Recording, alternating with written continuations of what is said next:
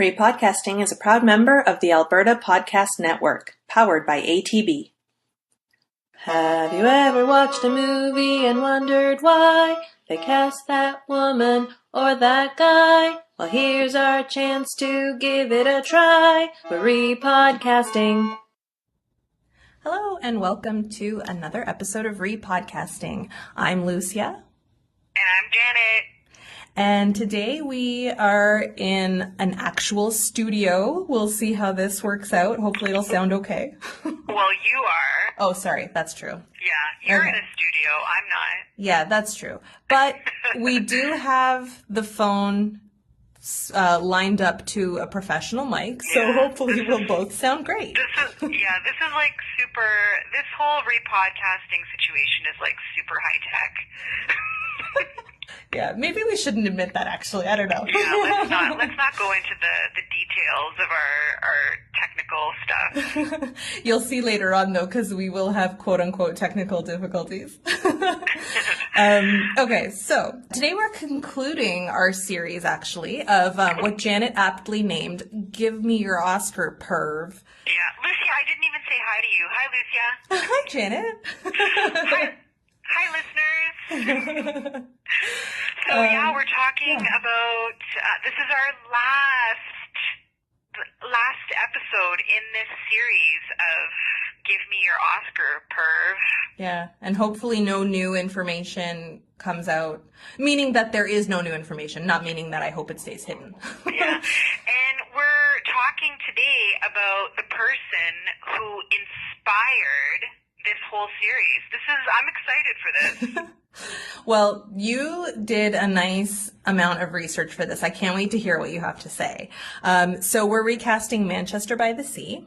We're recasting Casey Affleck specifically. Now, we did mention, I think in our Rain Man episode, that it was Casey Affleck who inspired this series, because we were pretty bummed out that he was winning all the awards in the year that Manchester by the Sea came out, and then he ended up winning the Oscar. And, there have been allegations against him for some pretty bad sexual misconduct. So, give us your Oscar, Perv. Yeah. Wouldn't you love to go to Casey Affleck's house and just be like, give me your Oscar? Because I don't know if you even know this, but, I really dislike Casey Affleck. I think I dislike him more than I dislike Kevin Spacey. Whoa. Casey Affleck is Casey Affleck and Ben Affleck are my mortal enemies. Yeah. But they just don't know it because they don't know me. But yeah, Casey Affleck really gets on my nerves. So let's just dive right in and start recasting this. So we want to talk. Do you want to do a synopsis? Well, if you want, you can do the box office first. Okay, let's do box office. So the budget for this movie was $9 million. Okay. Which, it's that's a nice little sum for when you think that it was considered an independent film, because this went to Sunday.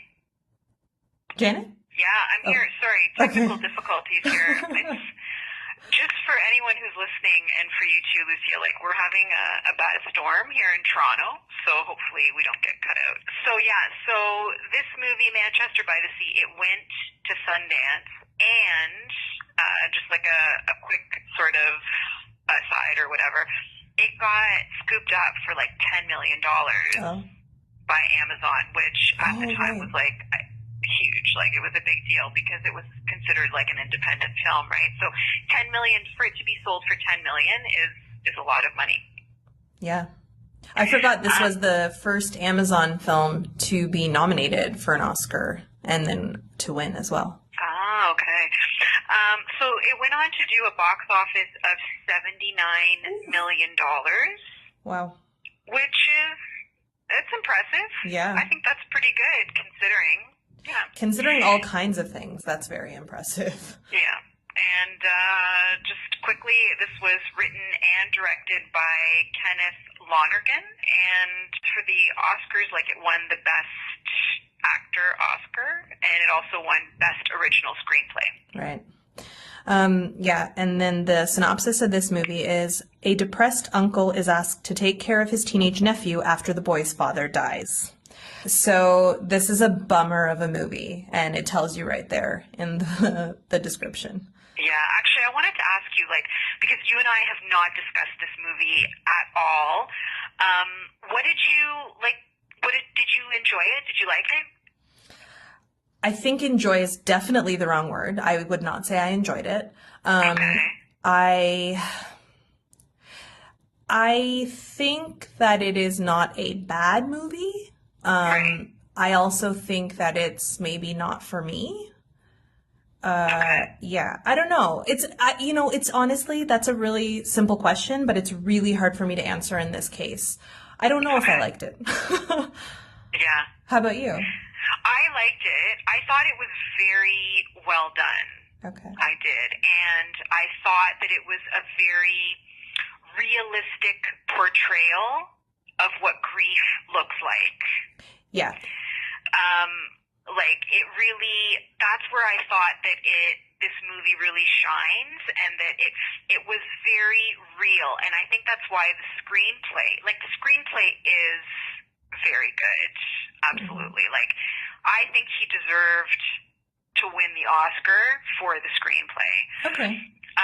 Because I thought the screenplay was brilliant, and I thought that it was just a very real portrayal of grief. So I really appreciated that part of the movie, and I thought the cinematography was beautiful as well. Okay. Like, I thought they did a really good job on like shooting it, or like just the whole look of it. I thought it was very well done. Yeah. As soon as I finished the movie, I thought, what, like, this guy, the hero, quote unquote, of the movie, it kind of felt in the moment that he didn't have much of a journey. Like, at the end, he still felt pretty similar to at the beginning. There were some small changes, but nothing major. But then as I thought about it, like, because now it's been probably about a week since I watched it. And I mean, now that it's sat with me for a little bit, I agree with you that that was a very real portrayal of grief. And initially, I guess I was just expecting, a movie, and that movies aren't necessarily like real life. And so at first I was really, really annoyed. But yeah, that part of it, I think it did really well. Yeah, because, see, and that's why, like, I felt that it was a very real portrayal, because I think what happens with a lot of movies is they get super Hollywoodized, right?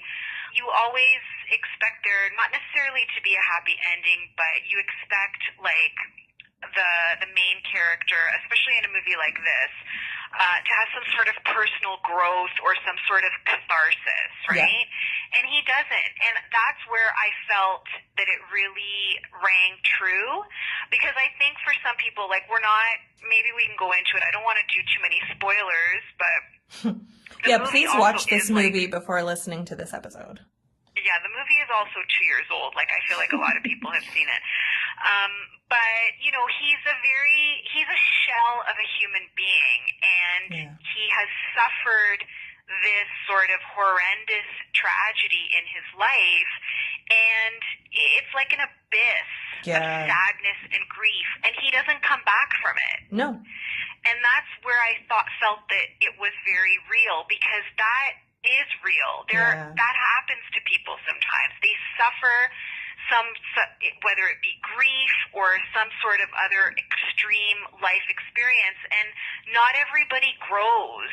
Some people get stuck in it and never come back from it. So that's where I felt that the movie and the screenplay were very real. Yeah.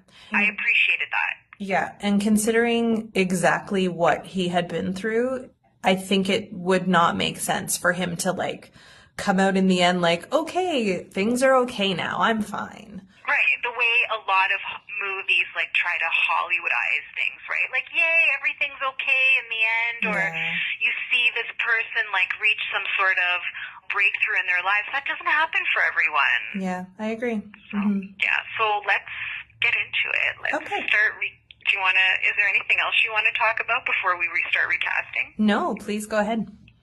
Oh, do you want me to go first? Yeah. No, I think you should. Okay. Yeah, because this was your idea, this whole series. Boy. So I definitely think that you should have the honor of going first. Okay. So I am also not a fan of Casey Affleck at all. Never have been. I don't think he does anything impressive. I have never seen him do anything impressive on screen. So when I first started trying to recast this, I was like, okay, well, let's try to think of, people who are about the same age. And I started looking at lists and I was like, initially, I think I had a list of like 15 people who I think would be better than Casey Affleck in this role. That's so good. Yeah, so I was like, this person would be better, this person would be better. So I had to narrow that down. And I don't know how many you'll let me say. I've narrowed it down to, let's say, 4 or 5. Yeah, that's fine. Okay. Sure. Okay. Okay, so my first one is Adrian Brody from The Pianist and Grand Budapest Hotel, Midnight in Paris. He, initially when I thought of him, I thought that I don't know if he really fits the part physically in terms of just what I was picturing or assuming. But then one thing that I think he does really well is he can do a lot with his face without speaking. I thought you were going to say he can do a really good Boston accent. That is the only requirement. Yeah, no, I think that he can show a lot and emote a lot. And so I really felt that I wanted to watch him do this part. So that's why I landed on him as my number 1 choice. And then, so the second choice was Joaquin Phoenix from Walk the Line. I think kind of he maybe in terms of, again, just what I was picturing, because there's no actual physical description of this character. Joaquin Phoenix, I think, actually fits physically a little bit better what I was imagining. And he's great in everything he does. Like he really puts everything into his roles, let's say. So I think that he could have really done something special with this as well. Can I interrupt you for a sec? Of course. I agree with you. I think Joaquin Phoenix would actually be better than Adrian Brody. I can't picture Adrian Brody in this role, and I'm trying really hard, but I can't. Like, I could see Joaquin Phoenix doing it, definitely. Yeah, I'd say let it sit with you for a bit, because admittedly, like, for me, it was one that grew on me. It was a choice that grew on me. And who knows, maybe you'll never agree. That's fine. Then my next one is, I don't know if you'll know who this is, or if anyone will know who this is listening. Kyle Kinane. He's a comedian. You know how so often when a comedian does a dramatic role, they just knock it out of the park? And I feel like Kyle Kinane does have kind of like a darker or a sadder undertone. I don't want to insult him or anything, but I do feel like I bet he would really play this role very well. Okay, but where would we know this guy from? Oh, sorry. Yes, of course. He was in Funny People and The House, and in the TV show, the Netflix show Love. He had a couple of episodes in that. But honestly, I feel like you'd know him from stand-up. Because I kind of went through his IMDb and there wasn't a lot where I feel like a lot of people would recognize him. So yeah, I would have to Google him. I don't even know his name. I've never heard of him. Okay. Well, anybody listening, Google Kyle Kinane and watch like a little bit of his stand-up and then try to picture it, because I think he would be really good. Okay. Okay. And then my 4th choice is Ryan Gosling. Nice. Yeah, who I also think is one of those actors who can do so much without speaking. And he's shown that in quite a few of his movies. Oh, of course. So yeah, he would be amazing in this role. Mm-hmm. And then my last one is someone who also, I think, does the face acting, I'll call it, really well, is Jake Gyllenhaal. Okay. Yeah. Yes. Oh, those are good. I'm not seeing, I don't know, I think Joaquin Phoenix is my favorite one obviously, I like Ryan Gosling and Jake Gyllenhaal, of course. Yeah, of course. But, I can't see Adrian Brody doing this role. I don't know. That's it's hard fair. for me to picture him That's doing fair. it. You've seen The Pianist, right?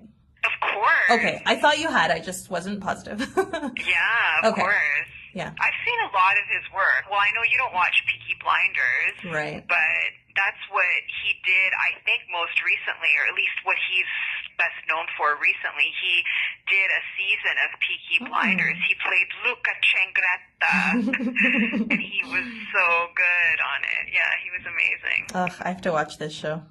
Yeah, you won't like it. Oh, really? But Okay. I don't think you'll enjoy it, but it's a great show. Like, it's so good. So, Yeah. so those are my 5 picks, and I won't mention the other, 7 that I have written down. The other 50 that you had. Before I start with my choices, we should probably just mention who Casey Affleck was up against that year for Best Actor. I just want to mention it. So he was up against Ryan Gosling for La La Land, and then there was Andrew Garfield for Hacksaw Ridge, Denzel Washington for Fences, who I actually thought was going to win the Oscar because he won the SAG Award that year as well. And then Viggo Mortensen was nominated that year as well. For Captain Fantastic? For Captain Fantastic, which I have not seen yet. I liked it. Yeah, I know. I've heard it's really good. I have to watch that. But, that's the thing, you look at all those actors and you just think, out of all those actors, Casey Affleck now has an Oscar. Yeah, and to be honest, listening, not just those actors, but those actors in those roles, and I haven't seen Hacksaw Ridge, but I saw the rest of them. To me, Casey Affleck is literally the 5th choice of those 5. Never mind. When you think of how many accomplished actors don't have Oscars yet, but Casey Affleck has one, that, no, come on, that is a huge insult to, okay, for example, Jake Gyllenhaal. Yeah. Okay, Jake Gyllenhaal has busted his ass in some roles that he definitely deserved recognition for. The first one off the top of my head is Nightcrawler. Of course. And wasn't Nightcrawler even in that same year, or am I wrong? I remember he was snubbed for it, not even nominated. No, it wasn't the same year, but I don't think it was. But I'm just saying, off the top of my head, when you think of a performance like that, and you think that that wasn't recognized for an Oscar nomination, you think of John Malkovich, for example. John Malkovich does not have an Oscar. Yeah, that's criminal. That's insane. You think of Amy Adams doesn't have an Oscar, even though she's been nominated so many times.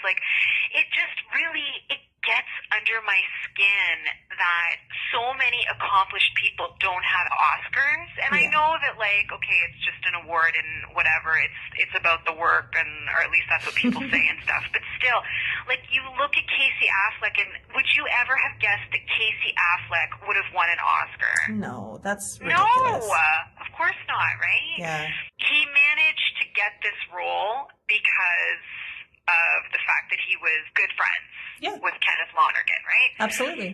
Just to give a little bit of background on it, Matt Damon was one of the producers on this movie.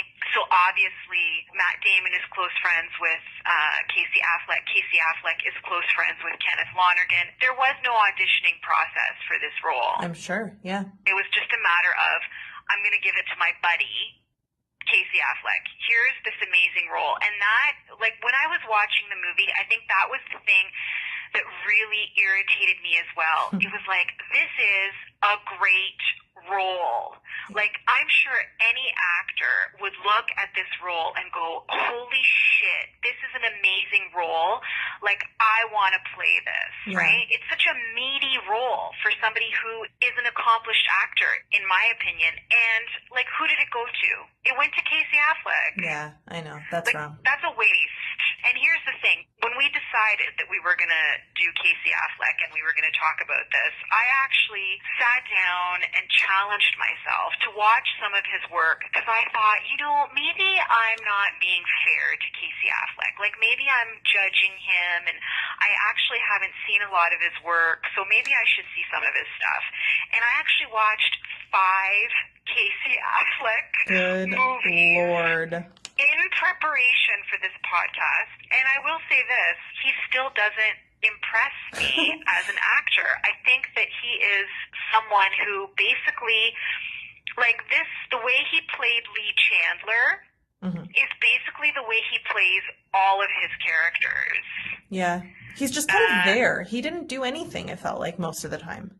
Yeah. I felt that if this role had been given to someone different, they could have done so much more with it. Yeah. I'm just going to chime in quick. You mentioned that there was no casting process, no auditioning kind of thing. I think you're absolutely right, because on top of them being friends, usually I can find lists of other people who were considered, and that didn't exist for this movie. Yeah, well, here's the thing. There was an article in the New Yorker about Kenneth Lonergan, which I forwarded to Lucia because it gave a lot of background info and about his career, and it talked a lot about Manchester by the Sea. And one of the things that it talked about was that when he wrote the screenplay for Manchester by the Sea, Matt Damon agreed to play Lee Chandler. And to direct, initially. And to direct. He said he backed out of directing because he said that the story was like so personal, I guess, basically. He said that it really should be Kenneth Lonergan directing. Right, but he said that he would still star in it. Right. So then, because of scheduling conflicts, he couldn't be in it. So then obviously they just handed it over to Casey Affleck. Yeah. That was the way I understood it. Absolutely. In the article. That was kind of, so there was no casting process for this. And I think that really goes to show the way a lot of these roles end up with certain actors. Because I think once you get into like the higher sort of stratosphere of, certain projects, like it just goes to your friends. And I think that's why sometimes you see certain actors in certain roles and it's like, well, why did this person get it? Like they're so not suited for the role. And yet it's like, well, because their friend gave it to them. Yeah, and that's why you often see directors, especially once they reach a certain level, having the same actors repeatedly in all their movies. Exactly. And you know who comes to mind is Wes Anderson. For sure. And here's the thing. I love Wes Anderson. I love his work. I'm a huge fan. But it's always the same people in his movies. Yeah. Luckily, he has really talented friends. He does. But at the same time, you're kind of like, well, I'd like to see different people in his movies once in a while. Yeah, it's true. So not just, I've already strayed. I've gone off on a tangent. But basically, watching the movie, that was kind of how I felt was this was a great role and Casey Affleck got it. And from what I saw of Casey Affleck's work, it's always the same character that he's playing. He doesn't have a range. Yeah. I don't think he's talented. I'm just going to say it. In my opinion, Casey Affleck is not talented. And he's an okay actor, but he's mediocre. That's just it. He's mediocre. And he never enunciates. That's the thing that really bugs me. When he's talking, it's like, can you, say your words so that I don't have to, turn on the subtitles? I always turn on the subtitles, so I was fine. Vin Diesel, when I have to turn on the subtitles for Vin Diesel, okay, I understand that. But for Casey Affleck, it's like he doesn't enunciate. It's so irritating, and his characters are always just really indifferent. There's just this indifference, the way he plays everything. Yeah. Anyway, without further ado, I don't think that what he did with Lee Chandler, I think it was a great role, but I don't think that what he did was Oscar worthy. Yeah. But I think the role is Oscar worthy. That's the thing. Yes. And I think that with a different actor, I would have understood that Oscar being won. ATB's new podcast, We Are Alberta, tells the stories of incredible people and places that make up what being Albertan is all about. From oil fields to cannabis oil, Alberta's landscape and economy are ever-changing, and economist Nick Ford is helping to give a voice to those changes. Discover these hidden gems across the province on iTunes, Google Play, and anywhere pods are generally cast.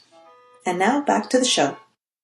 when I was going through my casting process, I thought, okay, Lee Chandler, that character is somebody who, he's just a shell of a human being, right? Mm-hmm. He's like this really sad person, and he's just consumed by it. But he's also kind of a loner. Yeah. Right? He's a loner. He's like this broken man. He's really quiet. He's not super verbose. So a lot of the emotion has to come through on his face. Mm-hmm. And so I wanted an actor who could play that, where you can see the emotions on their face, and or even just in their eyes. There are certain actors that they act even just like with their eyes. You see it all like in a glance or a certain look, right? Mm-hmm. And somebody who could play like a really quiet role and, you know, really give us that sense of like, this is a broken person, right? So the first person that I thought of was Ryan Gosling. Oh. He was my first choice because I think that he totally could have done this role. And it's a shame that he was nominated for La La Land that year. Like, I wish that Ryan Gosling had been given this role. I really do, because he definitely would have won the Oscar if he had been given this role of Lee Chandler. I think so. Like, Ryan Gosling would have kicked ass on it. He completely could have done it, because when you see like other movies that he's done, like in Half Nelson or even in Drive, like when you think about what he does in Drive, he barely has any dialogue whatsoever. Yes, I was totally thinking of Drive and The Place Beyond the Pines. Oh, right. Yeah. I was thinking of Drive, but I was also thinking of Half Nelson too, because there's certain parts in Half Nelson where like you just get so much emotion just from like a look that he's giving. Yeah. And even in the most recent movie that he was in, First Man, where he plays Neil Armstrong, like that was a very quiet sort of performance as well. And I mean, he pulled it off beautifully. So he was my first choice. Nice. My second choice was Jake Gyllenhaal. No way. Yeah. That's because, great. like, honestly, they were the two actors that I kept thinking of the whole time I was watching the movie. I was like, Ryan Gosling or even, like, Jake Gyllenhaal totally could have nailed this performance, I think. Beautifully as well. I would have loved to have seen what he could have done with it. And again, like, I wish that this was something that had been offered to him, at least if he'd been given that opportunity, because I think if Jake Gyllenhaal played this, again, I think he easily could have won the Oscar and, like, deserved the win. You know what I mean? And I think he's another actor that is so good at those types of performances, really quiet, sort of, but giving you so much. Like, I think he's good at those understated sort of performances. And then the third person that I thought of, because I was like you, I mean, I didn't have 15 actors, but I had at least 10, and then I narrowed it down to 3, because that's the thing. It's like there's so many other actors who would have done such a better job with this role than what Casey Affleck did with it. For sure. My third choice was Cillian Murphy. Oh. Okay. Cillian Murphy is amazing at this sort of performance. Really quiet. He's another one who's so good at emoting just through a look.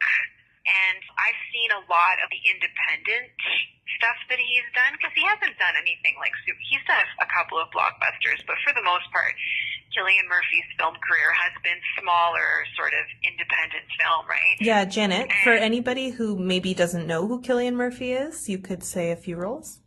If you don't know who Cillian Murphy is, wow. Well, like you said, a lot of his roles are more independent. They are, but I feel like a lot of people know him from Peaky Blinders. A lot of people watch Peaky Blinders, Lucia. You don't. It's on Netflix. A lot of people watch it. But yeah, if you don't know who Cillian Blinders, if you don't know who Cillian Murphy is, he is Thomas Shelby on Peaky Blinders. I feel like that's what everybody knows him from now. And he was in The Dark Knight. He was in Inception. I mean, he's been around a long time. He was in Inception? Sorry? I forgot he was in Inception. He was. I mean, that's an older movie, but he's in that. Yeah. He was also in Dunkirk. Yeah, he was in Dunkirk. But, like, he's easily forgettable in Dunkirk, right? Aw, he was so good, though. He was good, but I feel like people wouldn't necessarily watch it and go, oh, hey, like, I remember Cillian Murphy in it. Like, Maybe. I don't know. I mean, I'm a huge fan of his, but I feel like most people will know him from Peaky Blinders. Yeah, that's fair. Yeah. So, yeah, like, he was my third choice, and I think he would have done a great job as well. For me, well, obviously I agree with Ryan Gosling and Jake Gyllenhaal, and I do think Cillian Murphy would have done a very good job, but I also kind of like you had trouble picturing Adrian Brody. I kind of am having trouble picturing him doing the role. Oh, yeah. Like, he it's was one my I think he third could choice. handle. He certainly is talented enough, but I'm just having trouble picturing him. He's too pretty. I don't know. Because he's too attractive. Yeah. Oh, he's so attractive. But I guess some people maybe look at Casey Affleck and think he's attractive. Whoa. Yeah, fair enough. I don't. Me neither. But I'm sure there's someone out there who thinks he's a hot piece of ass. Yeah, no, I'm sure. I'm sure there are. Yeah. Okay, that's awesome. But see, so right there, just immediately, we came up with, what, 6 people who would have been better? Definitely. Yeah. Definitely. Anyway. But, it's like we were saying, it's a case of it just went to the director's friend. Like, they just handed it off to him. Because if you notice, also in the movie, Matthew Broderick is in the movie as well. I was just about to bring him up. Yeah, and which I thought, I was like, what the hell? Why is Matthew Broderick is in this movie? Yes. But then reading that whole long read in the New Yorker about Kenneth Lonergan, you find out that he and Matthew Broderick have known each other since childhood. Exactly. They went to high school together. Right. And Matthew Broderick was also in Margaret, Kenneth Lonergan's previous movie. Right. So, I mean, obviously that's Kenneth Lonergan's thing. He just casts all his good friends. Sure. Yeah. And in this case, it happened to be like an Oscar-worthy role. Yeah. And Casey Affleck, like, it just landed in his lap, right? I know. It's like, crazy. yeah, it's just like this amazing role that I'm sure some actors would love to have the opportunity to have. It just fell in this slacker's lap. You know what I mean? Yeah. Yeah. Did you know that Kenneth Lonergan had a cameo in Manchester by the Sea? Yes, I did. Yeah, he was the guy who yelled, "Nice parenting." Yeah. And, well, he puts himself in all his films. Right. Yeah. He's only done 3. And I'm just going to say, when I read that about directors, I always do like a huge eye roll on that. It's Yeah. like Stan Lee. So Kenneth Lonergan has like a Lonergan-verse. There's just something about it that makes me really go, oh, really? Like, you have to be in the movie as well? Yeah. Oh, okay. I don't know. Could your ego be any larger? Well, okay, so now I'm going to go off on a tangent for a second because talking about his previous movie, Margaret, his cut of the movie was 3.5 hours, I think it said in the article, and he refused to cut it down. The studio was asking for 2.5 hours, which already, that's long. That's not nothing. And he just refused and held it up for years and years. And so he was basically like in this funk. And Matt Damon asked him to write this movie to kind of help him get out of the slump. Yeah, exactly. That's all from the article that we got that from. If anybody wants to read that article, we can throw it up on our social media afterwards because it's really good if anyone's interested in the background on Kenneth Lonergan and Manchester by the Sea. But basically, like, that's how this project even came into being. Everyone, Kenneth Lonergan was in such a bad place after this movie Margaret that he made that, like, it sat in post-production hell for, like, 5 years. And he was emotionally and creatively, he was in such a bad place. And so Matt Damon was so worried about his friend that they commissioned a script from him. Yeah. And they got him paid because he was broke, basically. Exactly. Like, after this movie, Margaret, that he made that took so long to be released, he was also in trouble financially. It drained him of a lot of his finances. Yeah.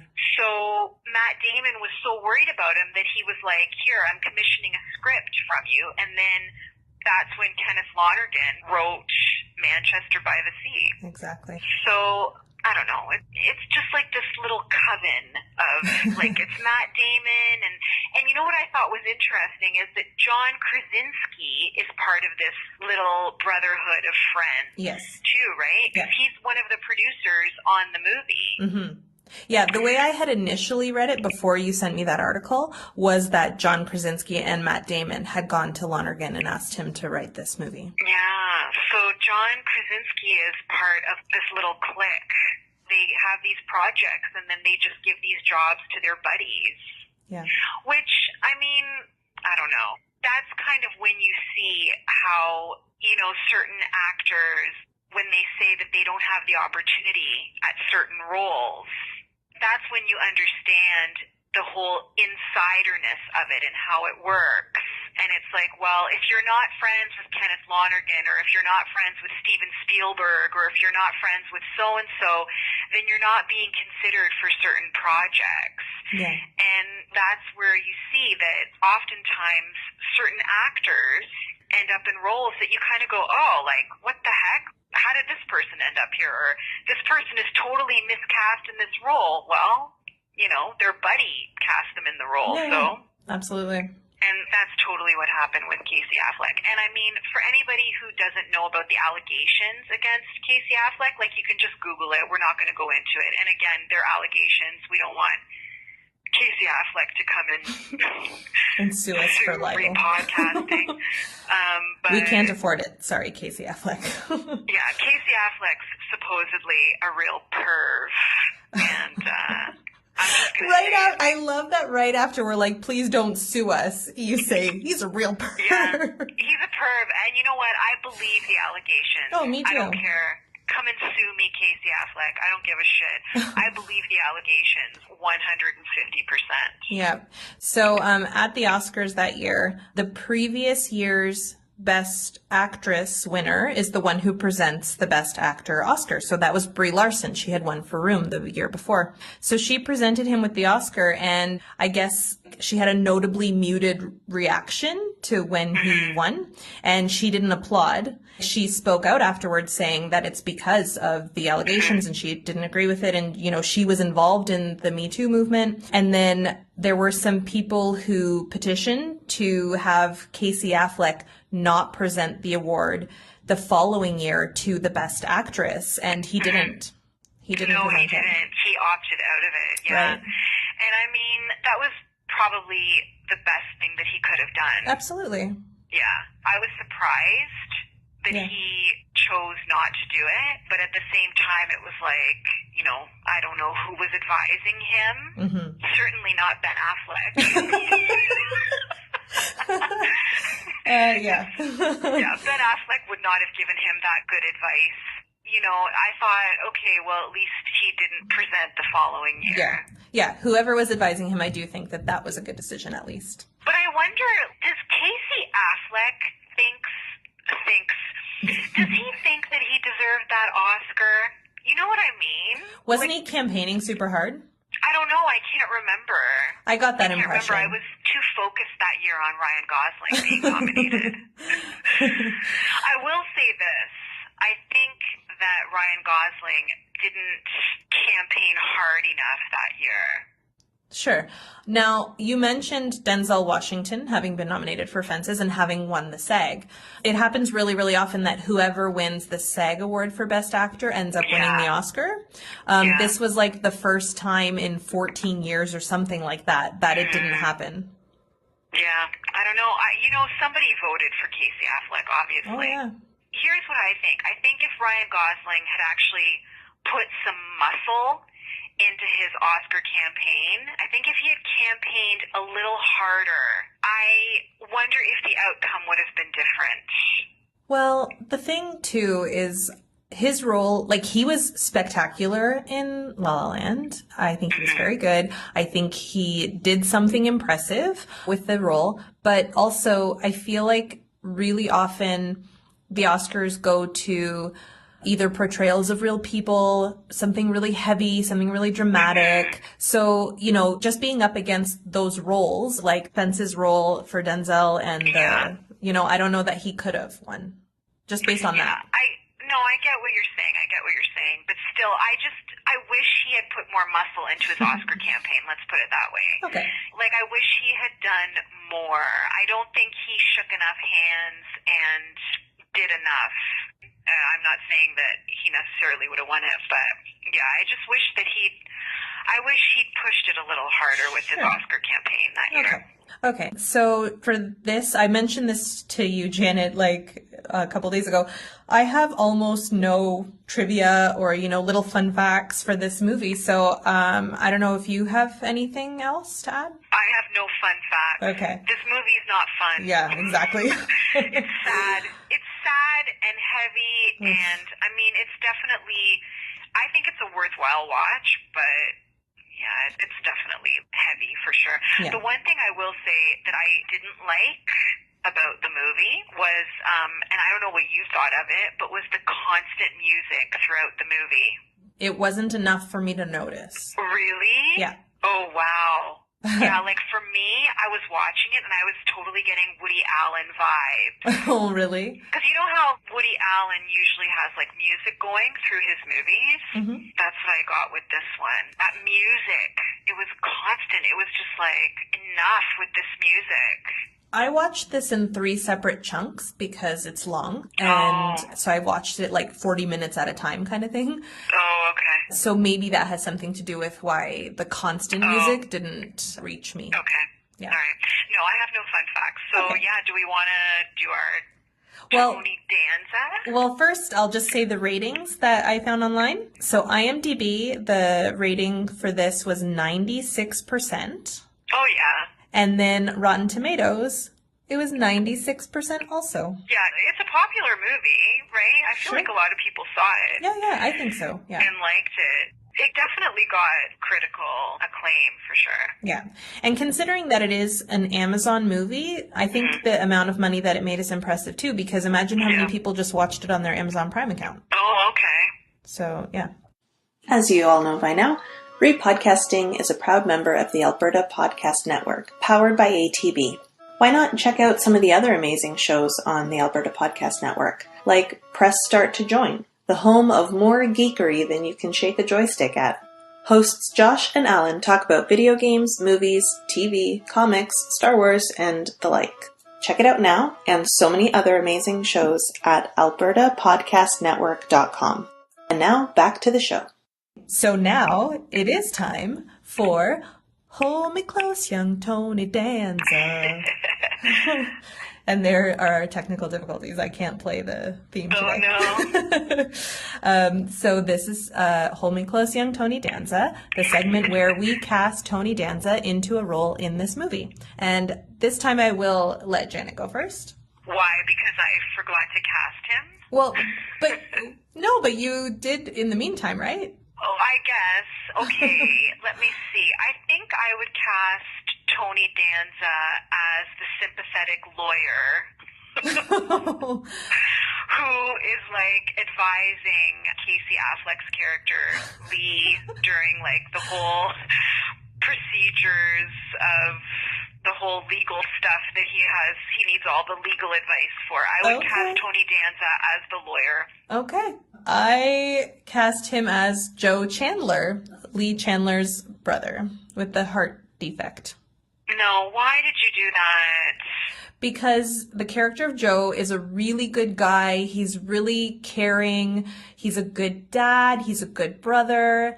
I mean, yes, it's sad that, spoiler alert, that this character dies. Not even spoiler alert, that was literally in the synopsis. I know, it's right in there, yeah. Yeah, but so obviously that's sad, and it's not that I want to cast Tony Danza in a dying role, but I think that he would have done that role beautifully. So you killed off Tony Danza. No. No, I wanted to see him in that, like, he could be that wonderful Yeah. guy. You would totally buy him. I know what you're saying. Definitely, Tony Danza could play that role beautifully. Yeah. He'd probably play it better than the guy who was in it. Kyle Chandler. The guy. What was his name? Kyle Chandler. Oh, him! Yes. Oh my God, I totally forgot who played the Amazing. brother. That's right, Kyle Chandler. He's the guy from Friday Night Lights. Yes, he is. Yeah, get rid of Kyle Chandler. Put Tony Danza in there. Exactly. Awesome. Okay, so I think we did this movie proud. We put in some impressive casting choices. We put Tony Danza in there. And all that's left to do is, we're going to talk about our movie challenge, finally. I know you people have been on pins and needles waiting for months. Oh, I'm sure the people listening have just been dying to hear about our movie challenge. Yeah, so we will talk about that. But first, I'll say that next month, the movie that we'll be recasting is Hitch. It is available on Netflix. And so give that a watch and then recast along with us. Yes.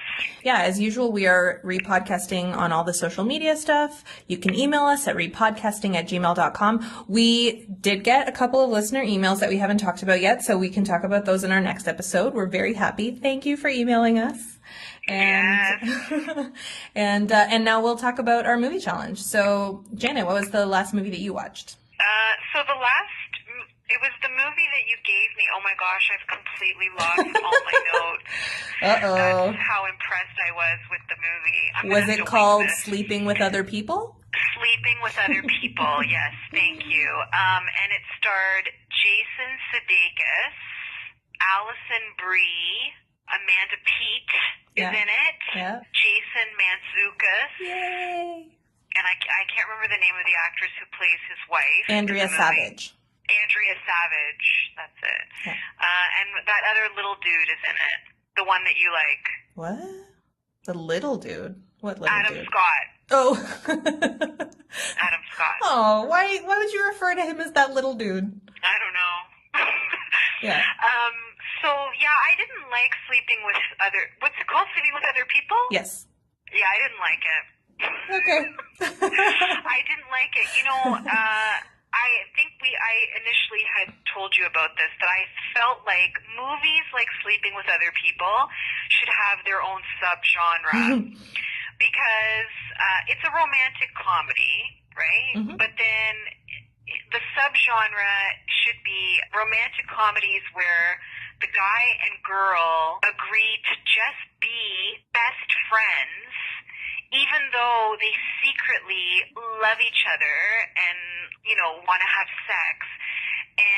But they pretend to be best friends for the longest time, and then they're giving each other advice about other relationships and pretending to be best friends. I feel like that should be a sub-genre of movie because I've seen so many movies like that. Really? And it's or so many romantic comedies anyway that seem to be like that. And it's funny because the woman who wrote Sleeping with Other People, I think her name is Leslie Headland.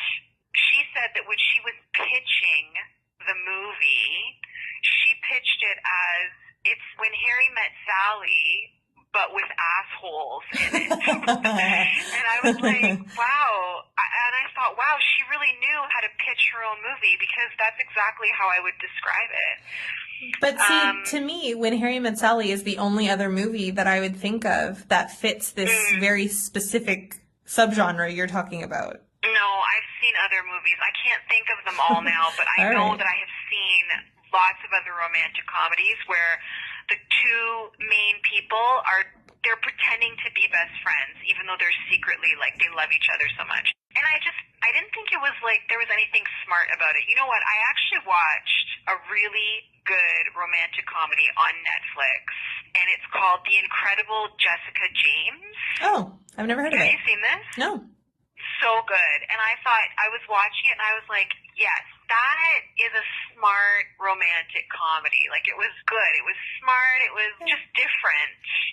just felt like so many other romantic comedies that I've seen. I don't know. I just didn't care for it. I didn't think much of it. But. That's fair. And I did mention this to you that when I assigned it to you, I had seen it once a couple of years ago, and I rewatched it just to be able to kind of discuss it with you.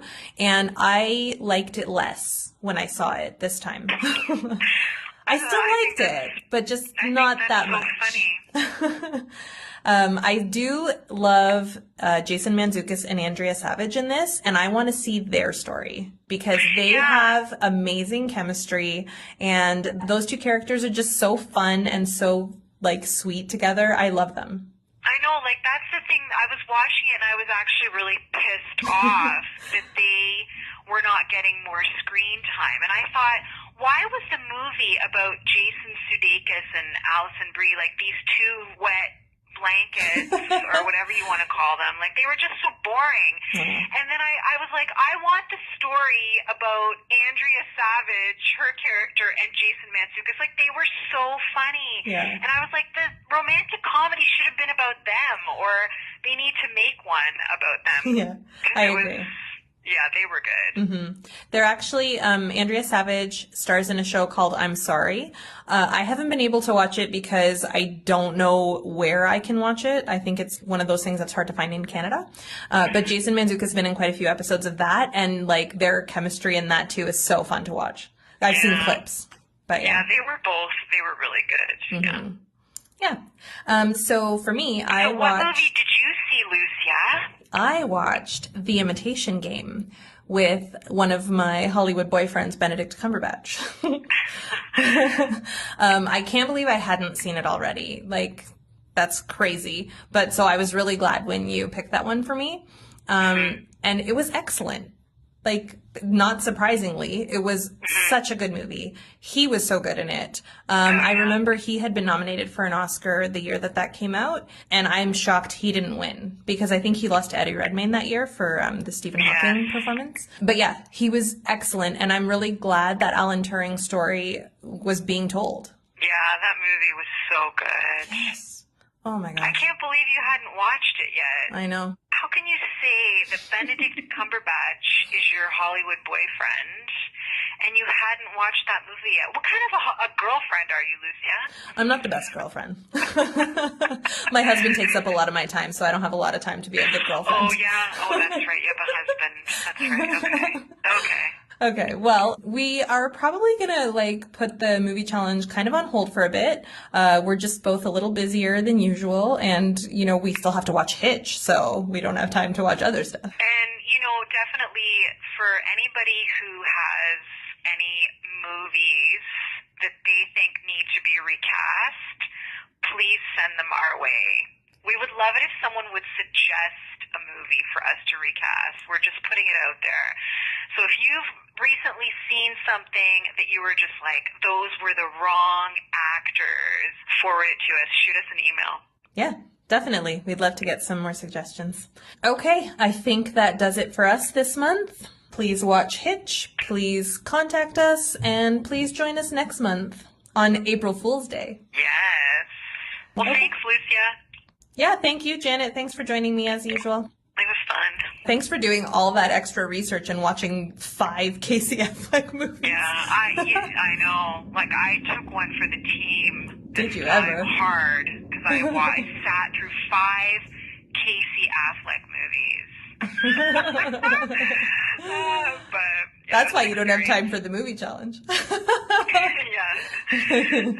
Okay. Well, thanks very much, and we'll see you next month. Thank you for listening. Bye. Bye.